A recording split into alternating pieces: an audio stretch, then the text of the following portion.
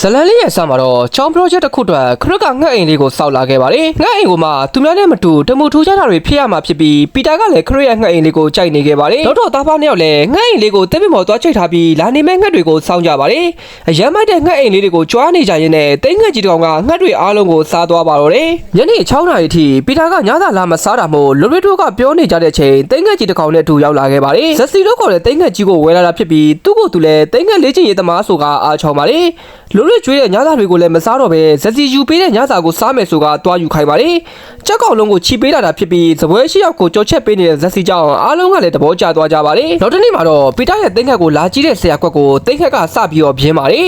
တိတ်ငှက်ကကြွက်တွေကိုစားတာမို့မင်းစီမှာကြွက်ရှိရမယ်ဆိုကပီတာကအတက်ပြောနေပါတယ်တကယ်ပဲကြွက်တစ်ကောင်ရှိနေတာဖြစ်ပြီးပါဇက်တွေကထွက်ပြေးသွားပြီးမို့ဆရာကွက်တယောက်လည်းကြွက်နဲ့တောင်ခင်းပုံမရပါဘူးမုံဘိုးတောင်းနေတဲ့ခရစ်ကိုတော့လူတွေကသူ့ပတ်စံရေးပြောင်းနေတာချပြီးဖြစ်ပြီးလိုက်ရှာနေရသေးတဲ့အကြောင်းပြောလာပါတယ်တကယ်တော့အရင်တစ်ပိုင်းမှာခရစ်ခိုးထားခဲ့တာပါပီတာကတော့လူတွေအတွက်ပတ်စံသွားယူစမ်းဆိုကခိုင်းလိုက်ပြီးဇက်စီကလည်းတိုးတစ်ကောင်ကိုချီလာပါတယ်လူတွေကတော့ဒါကငါပတ်စံမဟုတ်ဘူးဆိုကညင်းနေတာကြောင့်ဒီတိုးကိုရောင်းရင်ပတ်စံတွေရတယ်ငတုံးမရဲ့ဆိုကပီတာကပြန်ဆဲပါတော့တယ်နောက်တစ်ရက်မှာတော့ပီတာဟာဘေရွေတစည်းကိုလူယူပြီးတော့တိတ်ငှက်နဲ့ပျော်ပါကြပါတယ်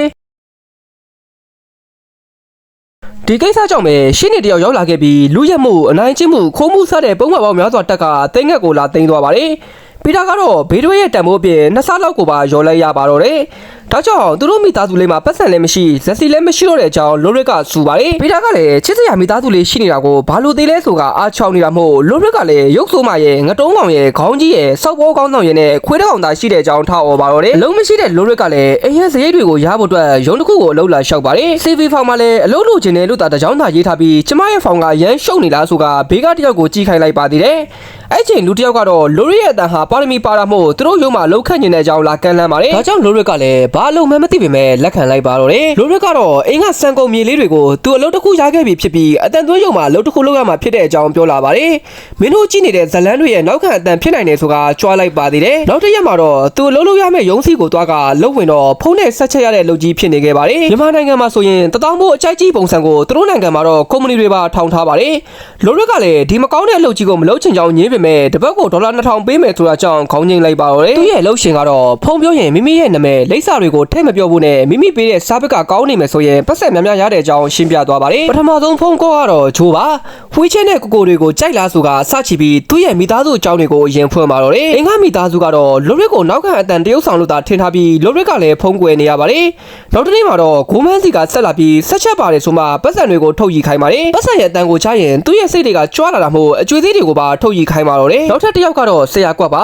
ဖုန်းကန်လိုက်တာနဲ့ဘေးနားမှာရှိတဲ့ပစ္စည်းတွေကိုဗဇက်ထဲကိုအတင်းထိုးထည့်ခိုင်းပါတယ်။မောက်ပတ်တွေဖိုင်တွေကစလို့အကုန်လုံးကိုထည့်ရတာပါ။ဝူရူဝါဒနဲ့ဘာမှပြန်မပြောနိုင်တော့တဲ့အချိန်မှာမင်းရဲ့ပါဇက်ကမဆန်းတော့ရင်တခြားနေရာတွေကိုပြောင်းထည့်လို့ရတယ်ဆိုကပြောလာခဲ့ပါတယ်။ဆရာကြီးကတော့တကယ်ဆရာကြီးပါပဲ။ညရောက်တဲ့အခါမှာတော့တနေကုန်ပင်မဲလာတဲ့လူတွေဟာပီတာကိုအာယုံမစိုက်နိုင်တော့ပါဘူး။ဒါကြောင့်ဘေးကရုံမနဲ့သာဖတ်အိတ်လို့ပြောကအိတ်ရဝင်သွားခဲ့ပါတယ်။ပီတာကလည်းလူတွေကသူ့ပေါ်မှာစိန်ကားနေပြီးပြပြခါခါဖြစ်နေတဲ့အကြောင်းဘော်ဒါတွေကိုယင်ဖွင့်ပါတယ်။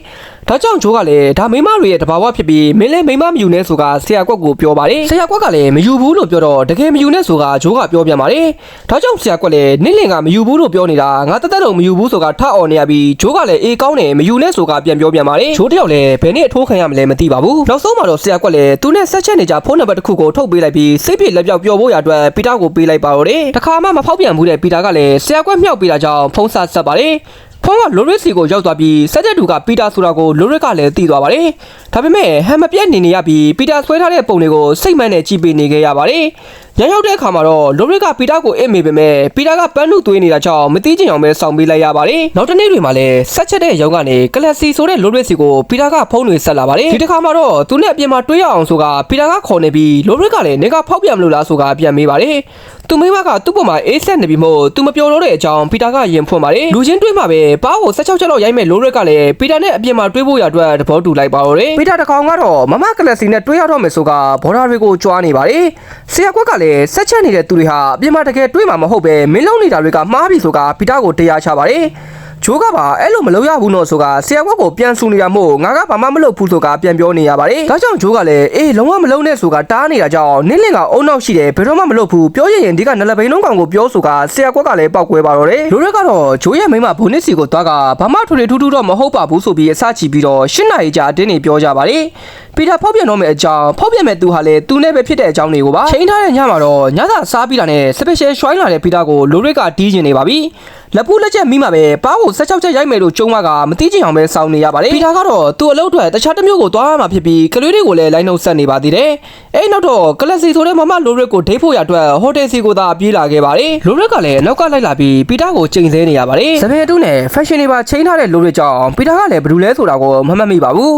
မင်းရင်တော့16ချက်ရိုက်မဲ့လိုရက်ကလည်းပီတာရဲ့တိုကီယိုကြားမှာစတင်မျောနေပါတယ်မင်းကငါတွေးဖို့တည်းမိမတွေထဲမှာအလှဆုံးလိုရက်ကိုငါချစ်ခဲ့ပေမဲ့မင်းကိုတော့မျက်နှိုးခဲ့တာဒါကဖောက်ပြန်တာမဟုတ်ဘူးချစ်ချင်းတွေကိုဖလှယ်ယာဆိုတဲ့စကားလုံးတွေကြားမှာလိုရက်နဲ့ပီတာဟာ10မိနစ်ကြာသွားခဲ့ပါတယ်10မိနစ်ကြာပြီးတဲ့နောက်မှာတော့လိုရက်ကစပင်တူးကိုဆွဲချွတ်လိုက်ပြီးပီတာကိုရိုက်မယ်လို့ပါတယ်ဒါပေမဲ့ပီတာကတော့နင်းကိုစမြင်ကလေးကလိုရီနဲ့တူနေပြီးအတန်လေးကြားလာနေတဲ့ချင်းမိနေတာဖောက်ပြန်တာဆိုပေမဲ့နင်းနဲ့ဖောက်ပြန်မိတာကငါဘွားတစ်လျှောက်လုံးနင်းကိုပဲချင်းမိရဲဆိုတဲ့အထိပ္ပယ်ပဲဆိုတာကျင်းထည့်ပြန်ပါတယ်အလျှောက်ကောင်းသွားတဲ့ပီတာကလည်းအထောင်းသက်တာသွားပြီးတော့လိုရစ်ကလည်းယုံသွားပါတော့တယ်ဒီကိစ္စကြောင့်ပဲလိုရစ်နဲ့ပီတာတို့ရဲ့ချစ်ဇလန်လေးဟာအရင်ကတည်းကပို့ပြီးတော့ကိုနှွေးထွေးသွားခဲ့ပါတယ်ဒီနေရာလေးမှာပဲဇလန်လေးဟာပြီးဆုံးသွားပါတယ်အားလုံးကိုကျေးဇူးအများကြီးတင်ပါတယ်ကျွန်တော်ကတော့ family guy ကဒေဝပါနောက်ထပ်အပိုင်းမှာပြန်တွေ့ပါမယ်ဗျ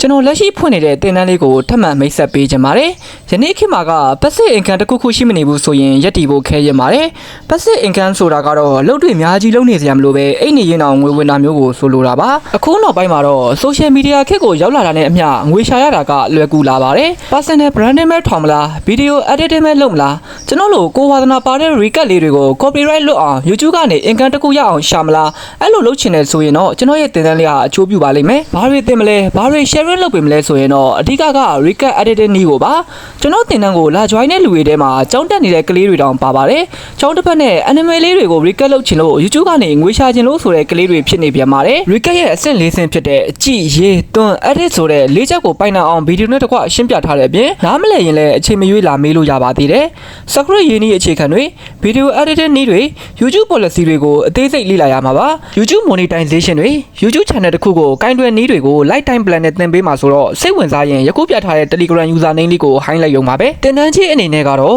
9000ကျပ်ပဲကြားတင်ပါမယ်လက်ရှိကျောင်းတက်နေတဲ့ကျောင်းသားတွေဆိုရင်တော့10%နှုန်း short သေးပေးမှာပါကျွန်တော်တင်တန်းလေးစီကိုတကယ်ချင်းတယောက်ကလာ join ဖို့ကူညီပေးမယ်ဆိုရင်တော့30%နှုန်းထိ short သေးပေးမှာဖြစ်ပါတယ်တင်တန်းကာလလေးကတော့ lifetime ဖြစ်တာမို့ကျောင်းတစ်ဖက်နဲ့မအားရင်အောင်အားတဲ့အချိန်မှာလေးလာလို့ရမှာပါအဲ့တော့ကိုယ့်အတွက်တကယ်လိုအပ်တဲ့ video editing တွေ script writing တွေအပြင် recap ကိုဘယ်လိုလုပ်ရလဲဆိုတာကိုသိချင်ရင်တော့အခုပဲဆက်သွယ်လိုက်ပါ